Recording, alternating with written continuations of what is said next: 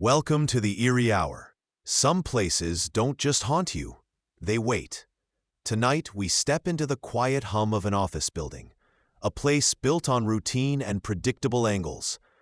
But sometimes, the geometry of the familiar can suddenly, impossibly shift. We'll follow a descent, not into a crypt or a forgotten house, but into the echoing, uncanny spaces of the mind itself.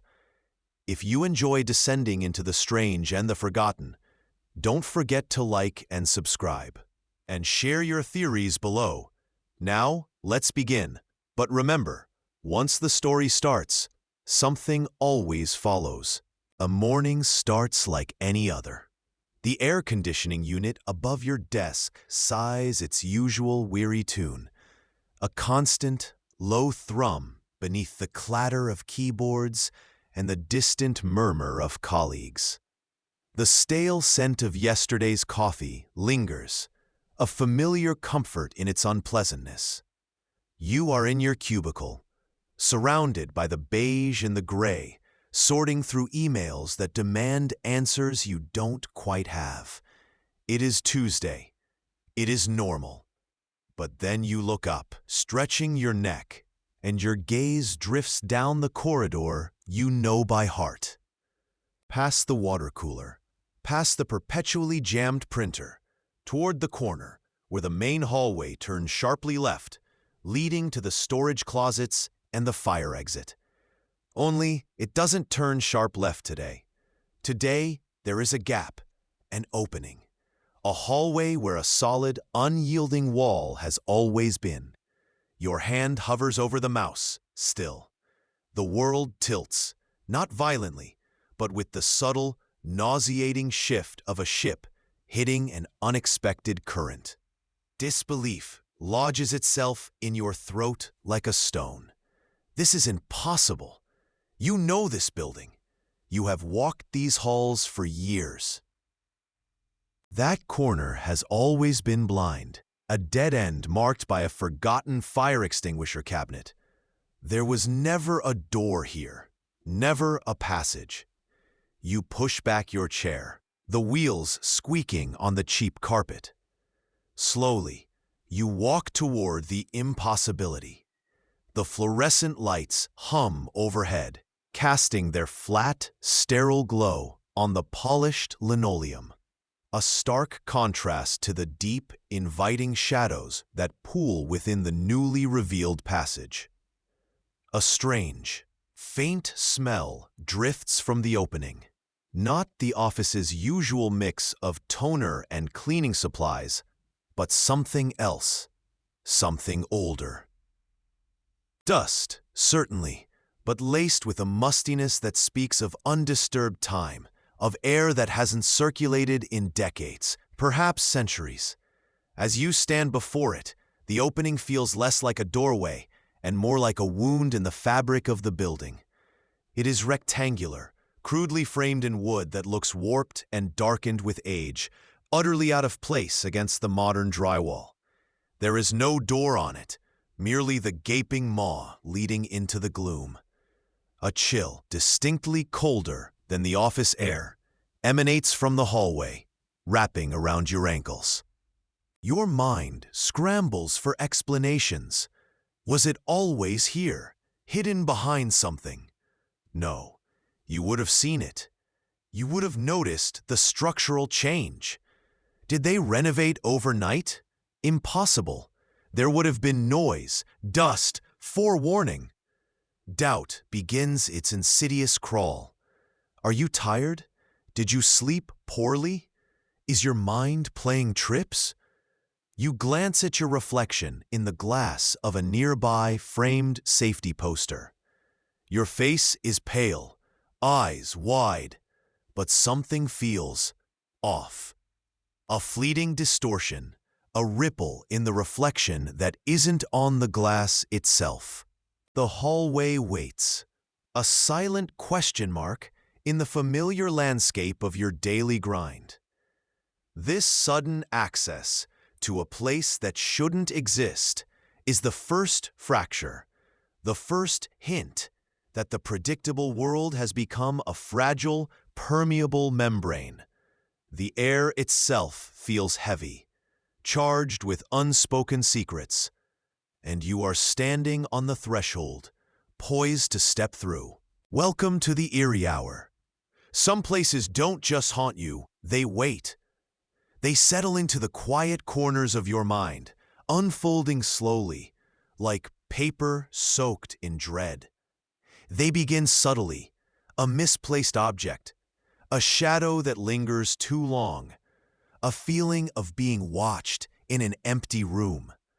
And then, sometimes, the world decides to show you something it kept hidden, something that was always there, just on the other side of seeing. This is about one of those times. A moment when the familiar geometry of space fractures and a new path opens, inviting you into a reality that has folded in on itself. It started, as these things often do, with a simple turn in a hallway you thought you knew.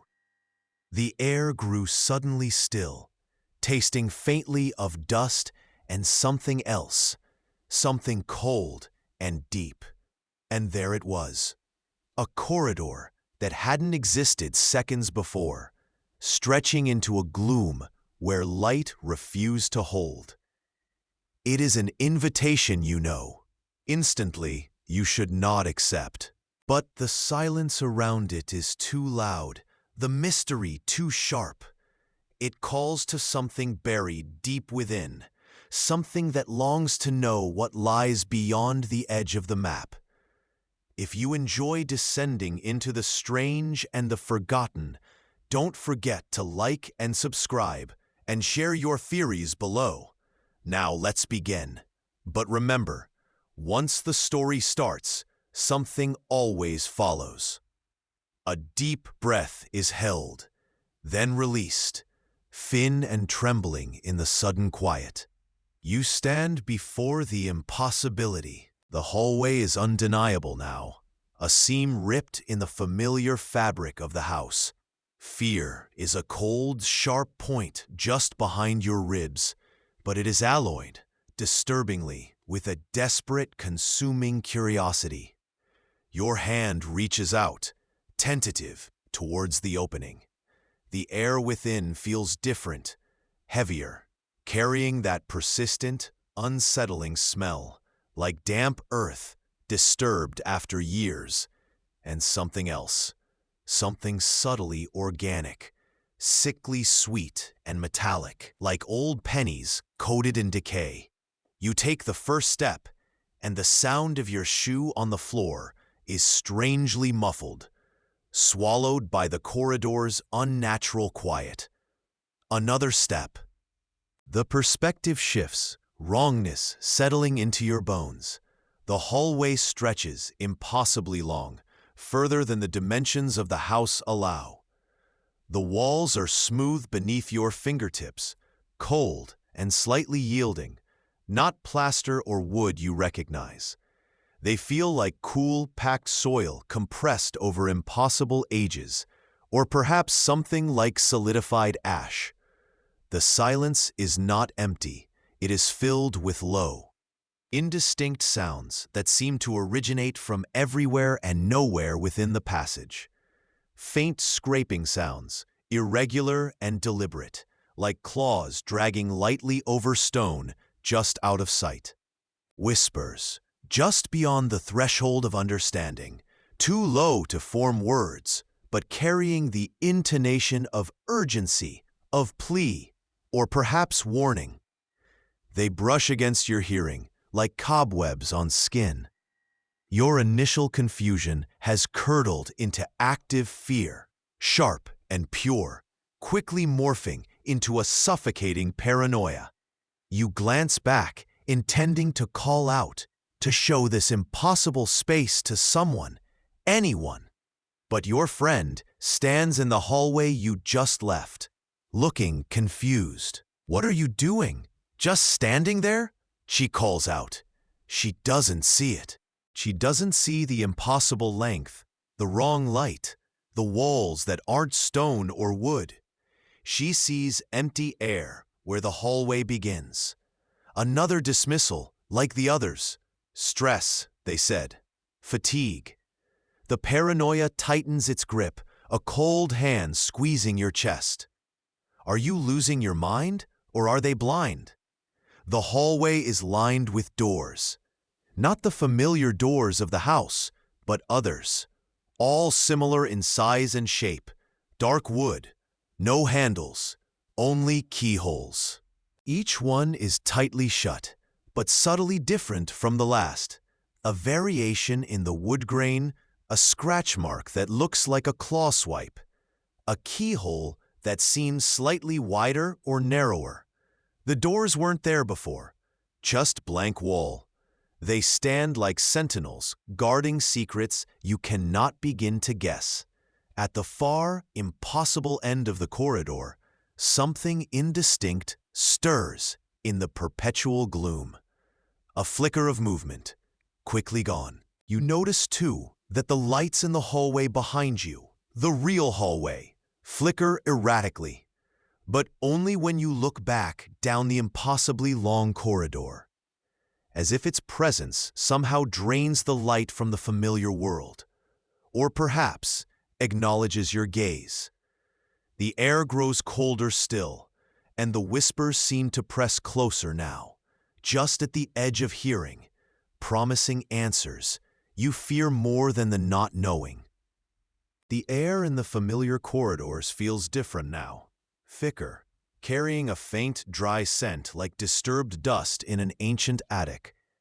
You walk down the main hallway towards the break room, a route taken hundreds of times, but something is wrong.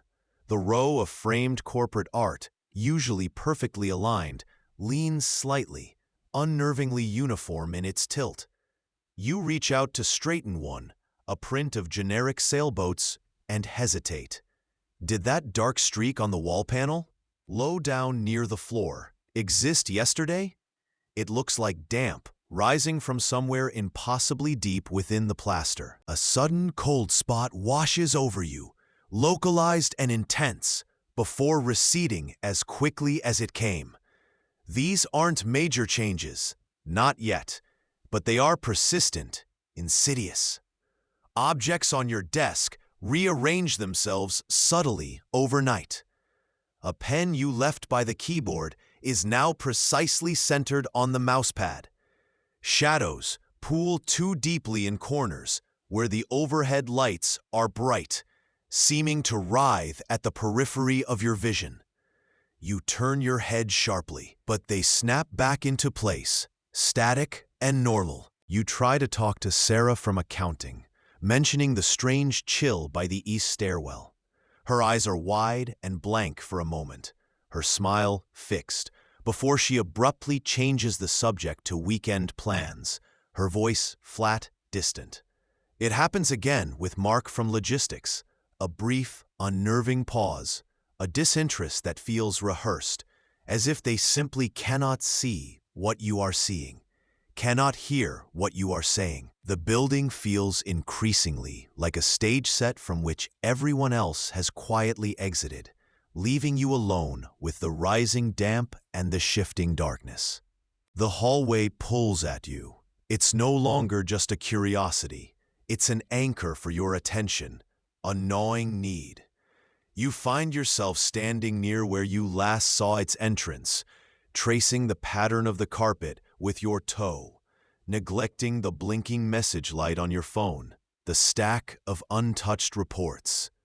Lunch is forgotten. Water remains undrunk. The need to simply look is overwhelming, a singular focus that eclipses all else. Has it moved? Does it look different now? Sometimes, when you approach its supposed location, it's simply not there, just a seamless stretch of wall. Other times, the entrance is a different shape, taller, narrower, the wood darker, the brass less polished. Then there are the doors near it, not the ones that lead anywhere practical, but those that look like they belong to the hallway itself, embedded impossibly in the familiar office walls. They appear slightly ajar, revealing not the expected janitorial closet or utility access, but a suffocating, absolute darkness that seems to absorb the light from the hallway. You lean closer to one, drawn by a faint, sour smell emanating from the gap. Just inside the threshold, sitting on the dusty floorboards, is a small, tarnished brass key, its design intricate and utterly foreign to this modern building. You reach for it, and a brief, jarring image flashes behind your eyes. Not your memory, but someone else's, of rain-slicked cobblestones and the distant clang of a bell. The door clicks shut silently. Were those doors always there, or did they just appear, like whispers becoming visible? And what does the key unlock? The air thickens around you, no longer just cool, but dense, tasting faintly of ozone and something metallic, like old blood on copper coins. You press forward, or perhaps are gently, invisibly nudged, deeper into the narrowing throat of the hallway. Here, the strangeness you felt earlier intensifies, cresting like a wave. The walls pulse with a faint internal light that doesn't seem to come from anywhere visible. Sounds layer upon themselves, the distant, frantic scraping of fingernails, the low hum of a forgotten machine, the sharp, almost cheerful melody of a child's music box playing just around an impossible corner. Your own footsteps make no sound at all, or perhaps they make sounds that aren't your own, a drag, a shuffle, the faint click of heels you aren't wearing. The hallway ceases to obey familiar rules. You turn a corner you know should lead to a window, but find yourself facing the same stretch of corridor you just left, only the textures have changed. The wallpaper is now slick and cool like scaled skin. The perspective shifts. Looking down the hall, the far end seems both infinitely distant and pressed unnervingly close. Doors crowd the walls now, a frantic proliferation of painted wood and tarnished brass. They hang at odd angles, some too small for a person, others vast and looming. You reach for one, your hand passing through where the knob should be. Another seems to melt and reform as you watch. A pressure builds behind your eyes, in the hollow of your chest. It isn't physical pain, but a pervasive wrongness, a draining sensation that feels like static electricity stealing your thoughts. This is the core, the presence you felt before, no longer a distant hum, but a vast, indwelling awareness. It doesn't speak with words, but impressions flood your mind, fleeting, horrific images of forgotten things. Echoes of fear that aren't your own. You catch sight of yourself in the dark glass of one of the countless doors. But it is not quite you. The face is older, etched with lines you don't possess, or younger, with eyes that haven't seen what yours have, or split, two faces staring back from the same reflection, one whispering something you can't quite hear, something about a name, your name. The image shatters and reforms, showing you standing in a different hallway, a different time. Who are you, walking these impossible paths? The pressure increases, and for a moment, you cannot recall your name, the town you came from, the faces of those you know. You are just here. Desperate for solid ground, you push against a plain wooden door, surprisingly yielding. It opens a crack, revealing not another corridor, but a small, suffocatingly dusty room, slightly tilted as if caught in a perpetual collapse. On a rickety table sits a single leather-bound journal. You snatch it, the pressure in the hall growing unbearable behind you, forcing you back out. The door slams shut, leaving you with the heavy, strange book and the echo of a low, satisfied sigh that wasn't your own. The journal is open to a stained page. Entry Day 9. The ink is spidery, frantic. It shows you echoes of self. To fracture the root, the doors are mirrors, not passages, but reflections of choices, of what you let it take. This building, it feeds on the forgotten, the misplaced. The words blur as the hallway shifts again, a new section of impossible doors appearing, all reflecting distorted, unfamiliar versions of you. What choices have you made? What has been taken? Welcome to the eerie hour. Some places don't just haunt you, they wait. Deep within the humdrum walls of the everyday, sometimes a seam phrase, revealing a place that should not be.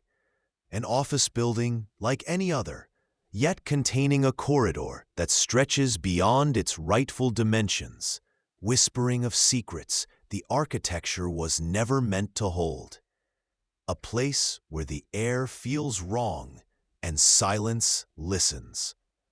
If you enjoy descending into the strange and the forgotten, don't forget to like and subscribe and share your theories below. Now let's begin. But remember, once the story starts, something always follows. The hallway appears first as a trick of the light, a place glimpsed when you aren't looking, a blind spot in the familiar layout. It runs parallel to the main corridor on the 6th floor, yet it wasn't on the blueprints. It is narrower than it should be, longer, and the carpet is a faded, indeterminate color that absorbs light like dust. The air here is cool, carrying a faint scent of something old and dry, like forgotten paper or disturbed earth. A subtle vibration seems to emanate from the walls, a low thrum that you feel more than hear. There are doors along its length, plain and dark wood, each one identical, lacking handles or keyholes. They are simply there, fixed and unyielding. You walk past it the first time, dismissing it as fatigue, a strange angle of the fluorescent lights creating shadow play. But then you see it again, a solid, tangible space tucked between your office and the conference room. Nobody else seems to notice it, walking by without a glance, their footsteps echoing normally on the beige tile of the main hall. Your breath catches in your throat. A prickle of genuine fear begins to bloom in your chest. You tell yourself it's impossible, a hallucination brought on by stress or lack of sleep. Yet the hallway persists, silent and waiting.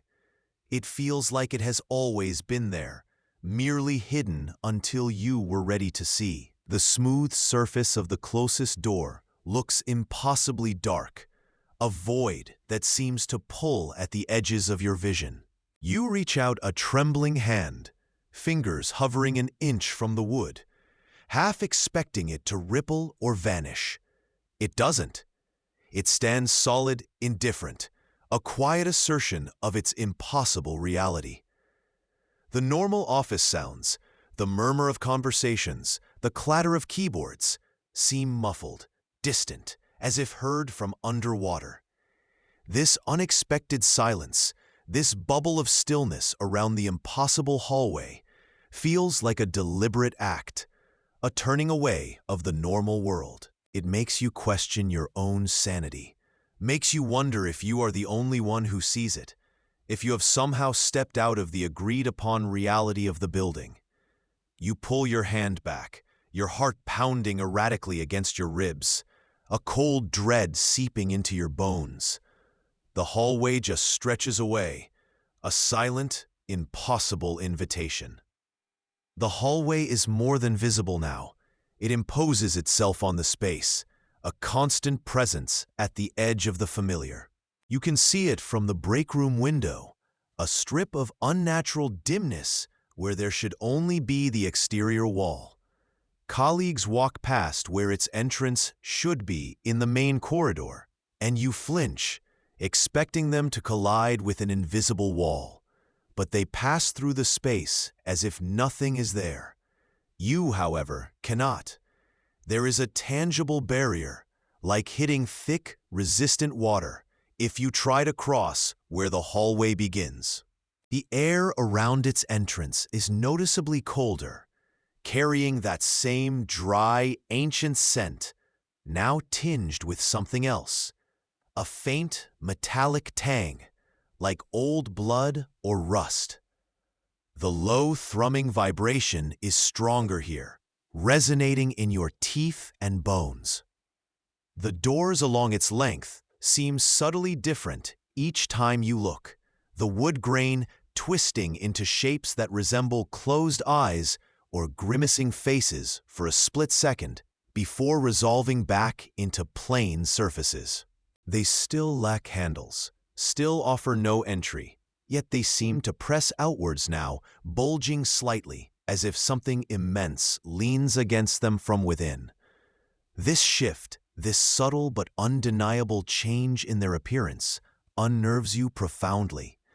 It's not just seeing something impossible, it's seeing it change.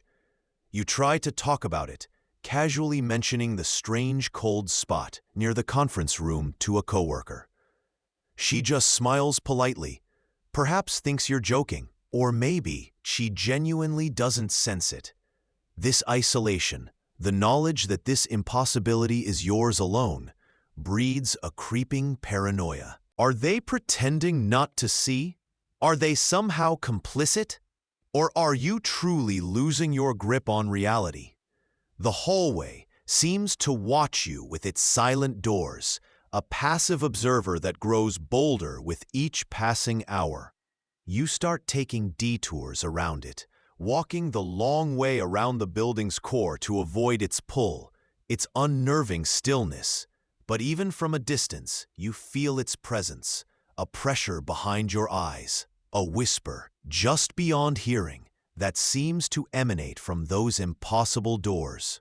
The office lights flicker more often now, casting long, dancing shadows that seem to stretch and writhe near the hallway's entrance, as if struggling against its encroaching darkness.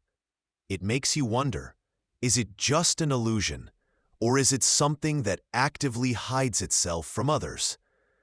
The hallway is no longer confined to its original strip. It has begun to bleed. You see glimpses of its dark wood doors in other parts of the office, a flicker at the end of a normal corridor, a reflection in a computer screen that shows a line of impossible doors where your cubicle wall should be. The strange scent of decay, dry and metallic, drifts into the break room, lingering over the stale coffee and microwave popcorn. The low thrumming is louder, a constant bass line beneath the office noise. And it feels less like a vibration and more like a slow, steady heartbeat.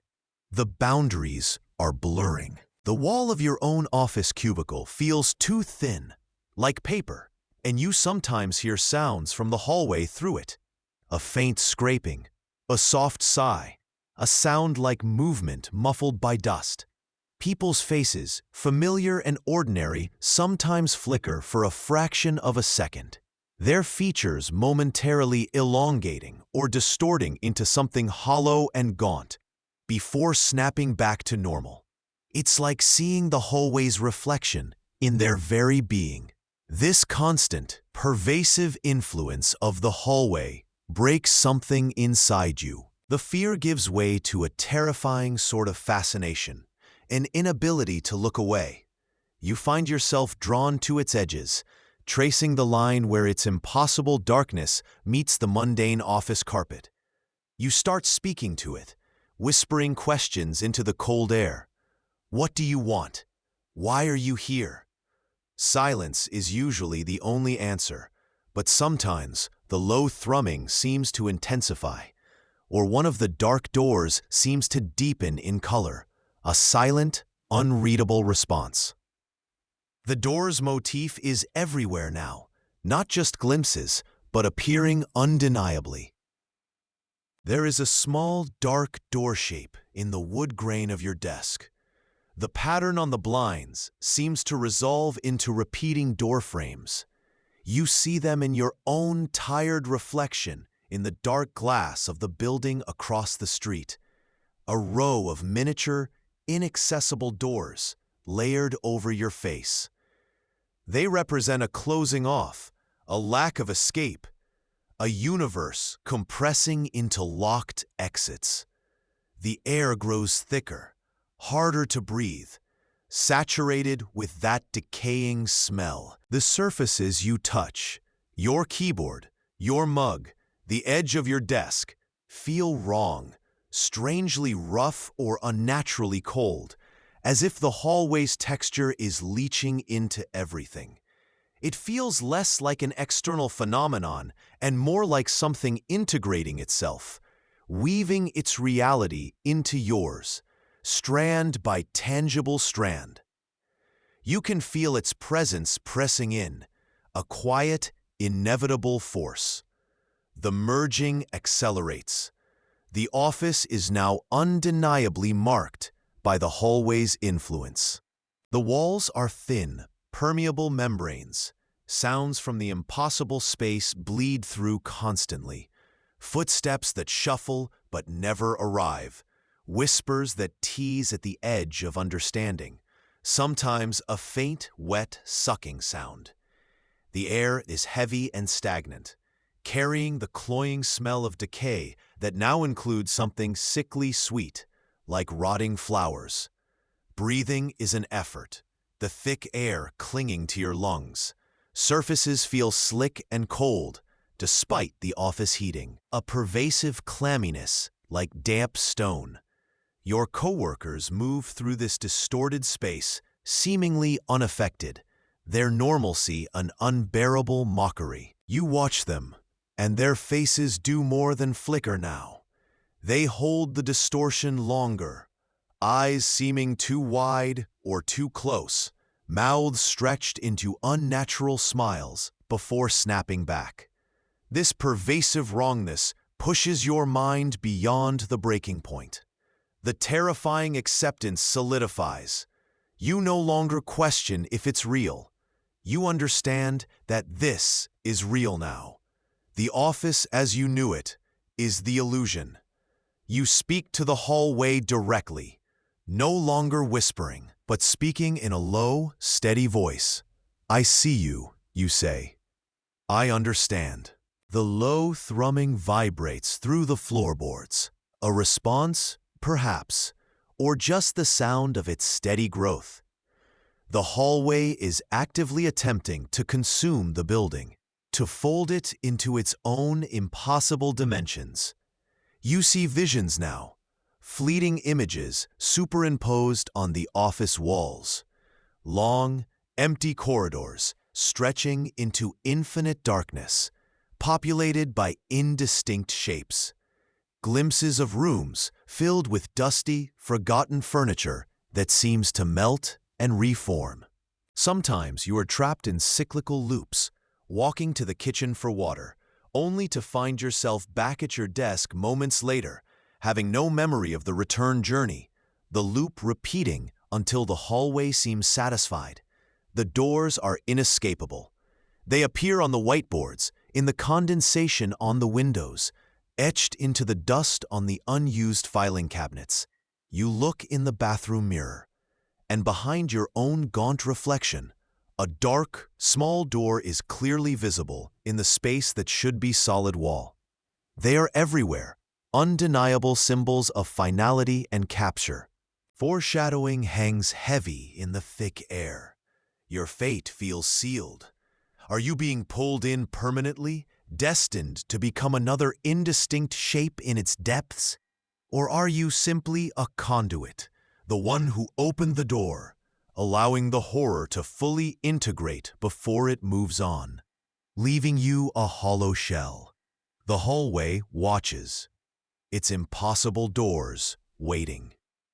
The hallway has consumed the office, or perhaps you have been fully consumed by the hallway's reality. The walls pulse faintly with the low thrumming, which is now less a sound and more a feeling, a constant pressure on your eardrums. The air is thick with the sweet decaying scent, almost suffocating. The distinction between the office and the impossible corridor is gone. Every space feels like a part of that elongated, dark hallway. The surfaces are uniformly slick and cold. You see no other people anymore, only the fleeting, distorted echoes of where they once were, their faces momentarily flickering in the periphery, gaunt and distant. The visions are constant, no longer fleeting glimpses, but sustained immersions. You walk through long, dark corridors that stretch into impossibility, rooms filled with dust and silence. The cyclical loops are frequent. You find yourself performing tasks you don't remember starting, ending up in places you didn't intend to go. Time itself becoming a fluid, meaningless concept within the hallway's grasp. Your voice is hoarse from speaking to it, asking it what it wants, begging for understanding or release, or simply acknowledging its presence. You feel its influence deep within your bones, a cold, heavy sensation that makes movement slow and difficult.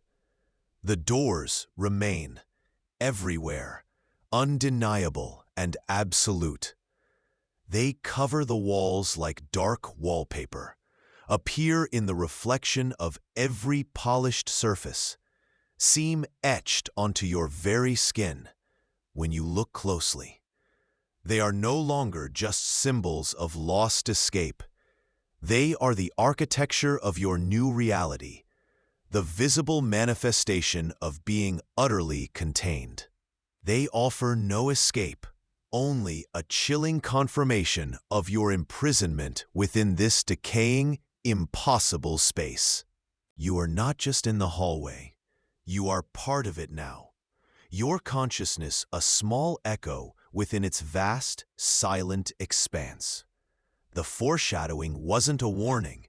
It was a description of the process. You feel yourself thinning, stretching, becoming part of the structure itself, another indistinguishable element in the decay. The horror hasn't moved on. It has integrated you. The air grows heavier still, pressing down, the scent of decay deepening into something sickly sweet and final. There is no outside anymore, only the endless, silent stretch of dark doors and the constant resonant thrum. It is done. The thrumming fades, or perhaps you simply cease to perceive it. The oppressive weight in the air lightens marginally. The pervasive scent of decay remains, a faint, persistent reminder of what has been. The visions lessen, no longer overwhelming the senses, but retreating to the edges of your awareness, like ghosts in the periphery. You are still here, yet not. The psychological residue is immense, a profound sense of disorientation and emptiness. The boundaries haven't snapped back.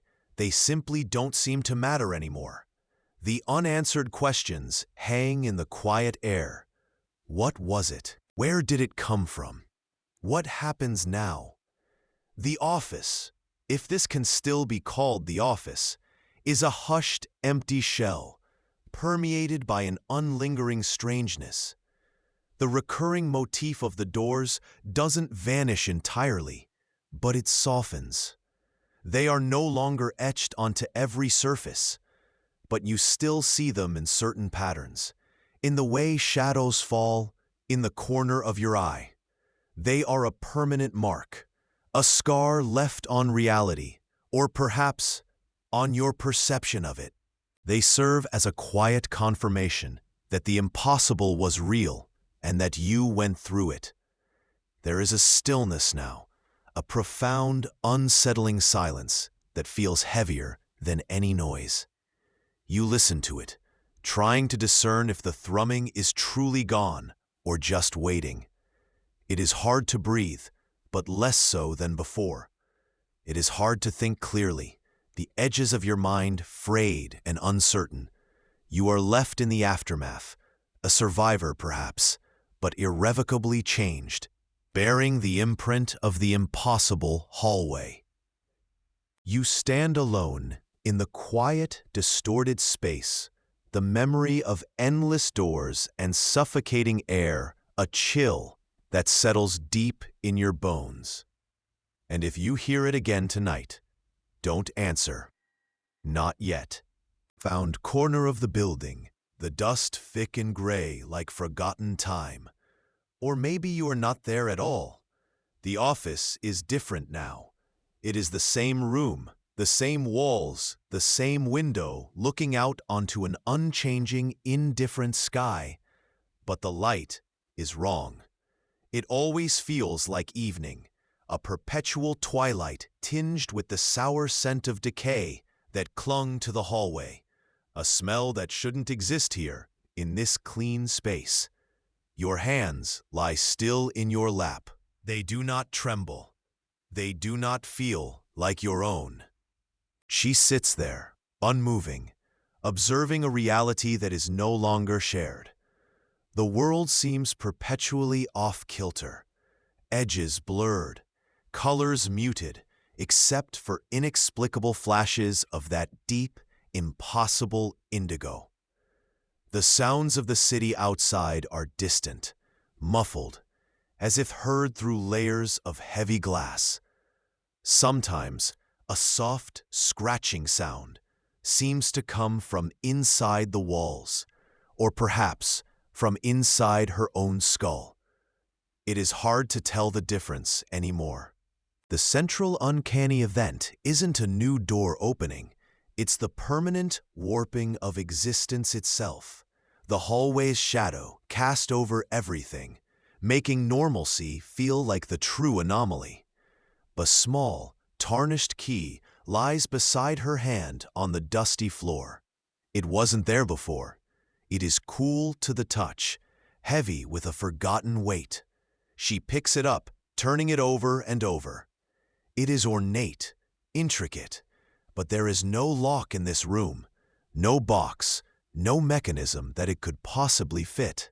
The key's motif concludes not with an answer, but with a question held in the palm, a key to a door that no longer exists, or perhaps to a door that you have become. The moment of psychological fracture is complete. The self that walked into that building is gone, replaced by this quiet, vacant shell, possessing a horrifying understanding of the thinness of reality, of the spaces that fold in on themselves. She knows things now that cannot be known, sees the echoes of impossible places shimmering just beyond the veil of the mundane. The paranormal core remains unresolved. Was the hallway an entity, a place, a contagion? Did it vanish, or does it simply follow, a silent passenger in the mind?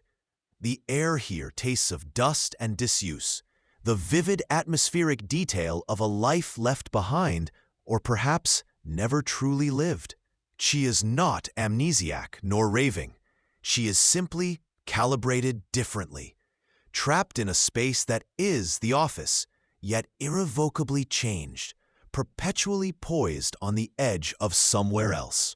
She is one of the closed doors now, in a new, impossible hallway of her own making.